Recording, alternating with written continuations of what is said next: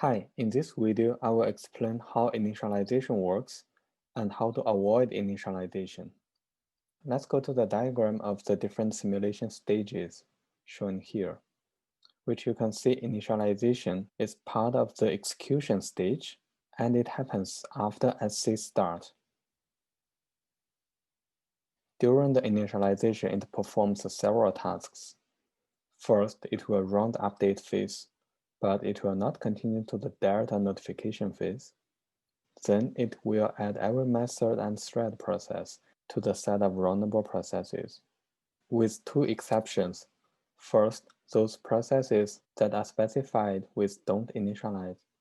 Second are the C threads. The last thing will happen is to run the delta notification phase. I also want to highlight this function, don't initialize. This is used to prevent the scheduler from executing a thread or method process during the initialization phase. I will show you some examples on this. In this module, I first define an event E.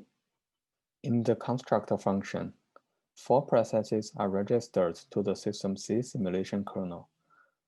The first one is a trigger thread. The last 3 are catcher threads that will catch the event. For catcher 3, don't initialize is specified, therefore it will not be executed in the initialization phase. Also for catcher 3, we have to provide a static sensitivity. Otherwise, because catcher 3 is not initialized, it can never be executed. Catcher 1 and catcher 2 are different. They will be executed during the initialization phase, and once executed, we can set dynamic sensitivity inside the process. This is the trigger function. It starts with an infinity while loop. Within the while loop, it generates a notification once every 2 seconds. For catcher 1, during the initialization phase, it will be executed once until this line is reached. Wait for dynamic sensitivity E. For catcher 2, the wait function is placed before the while loop. Therefore, the initialization phase will stop here before entering the while loop.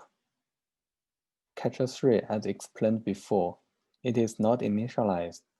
The first time it can be triggered is when event E happens, and that is captured by the static sensitivity, which is this line. Afterwards, it enters the while loop. Starting from there, it will be triggered based on dynamic sensitivity E, as specified in this line. Now let's run the program for 4 seconds and see how it works. At time 0, we see catcher 1 is triggered. That is because catcher 1 is executed once during the initialization phase until this line. Therefore, the cout statement is executed.